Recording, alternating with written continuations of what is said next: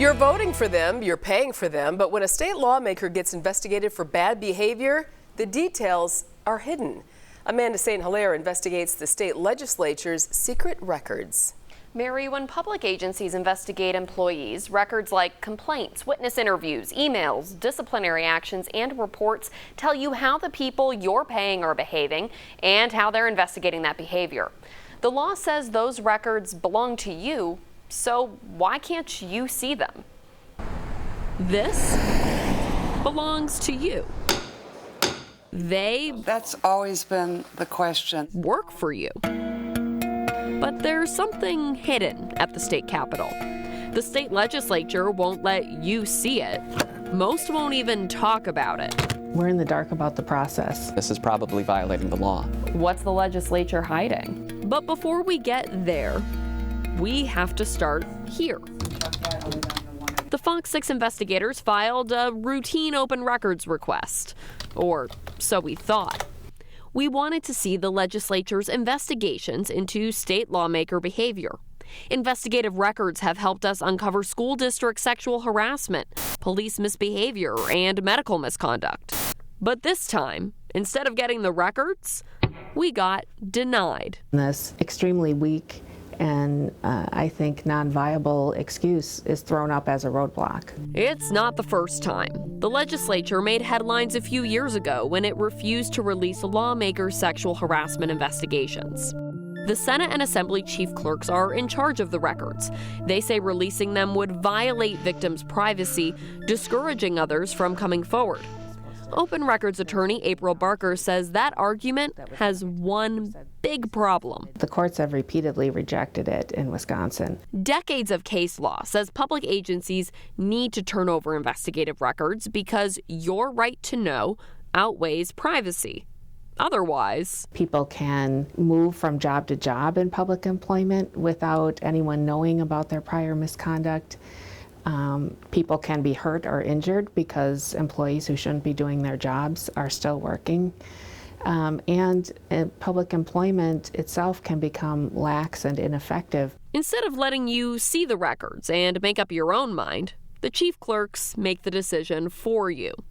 So when Senator Lena Taylor was investigated for harassment and discrimination, you did not get to see the complaint, the evidence, the length of the investigation, who did the investigation, or any part of the process.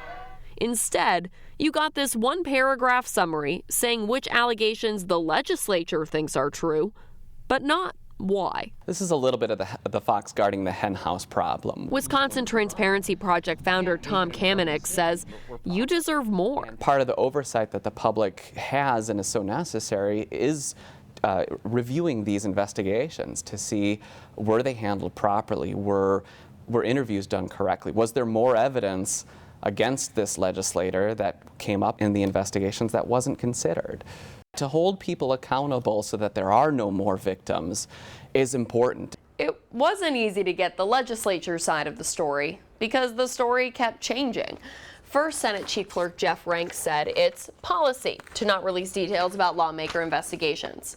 We pushed back on that. Then he said actually it's not policy, but he still wasn't going to give us the records. We asked if he'd do an on-camera interview. He said no. We asked if he thought the courts were wrong to rule investigative records should be public. No response. So we tried something else. Hi, this is Amanda St. Hilaire from Fox 6 Hi, this is Amanda St. Hilaire from Fox 6 News. We called every state lawmaker. I'm on hold. All 132. Get through the H's. Asking what they think about keeping their investigative records secret. I'm waiting for people to call me back at this point. Spoiler alert, most did not. Of the 132, staff for 10 responded. 7 said no comment, and only 1 went on camera. When people can't see records, they wonder, what's the legislature hiding? Yeah, and I think, and unfortunately, there's a certain brand of politics that's prevalent right now that's just breeds that cynicism because it lives in that cynicism that says some people are bad, all of them are bad, so you can't trust anybody in government, any elected officials, anywhere. Senator Chris Larson says he's an open records advocate.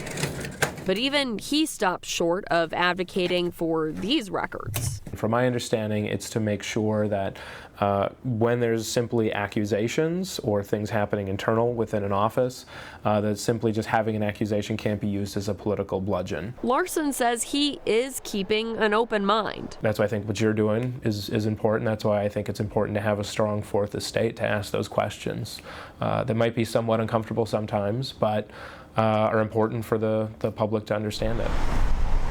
Because knowing what's happening in there affects the decisions you make in here. Even though state lawmakers did not want to talk about this issue, a few did at least call us back. And if you want to see what your state senator or representative said, we do have a database with each response or non-response on fox6now.com. So Amanda, did victims groups have anything to say about making investigations public? Wisconsin Coalition Against Sexual Assault says there's no easy answer to this issue, and that's what the other advocacy groups were saying as well. They believe victim confidentiality is important, but they also believe in holding public leaders accountable for misconduct and how they investigate misconduct, so they don't really come down on either side of this issue. It's pretty fascinating, and there is legislation that could change some of the Capitol's public record rules. We're not done here. Amanda's going to have that report tomorrow night at 9. It's fascinating stuff, Amanda. Thanks. Yeah, we're going to keep digging. 132 calls. You're busy. A lot of phone calls. Yeah, 4 days worth. Oh, thanks, Amanda.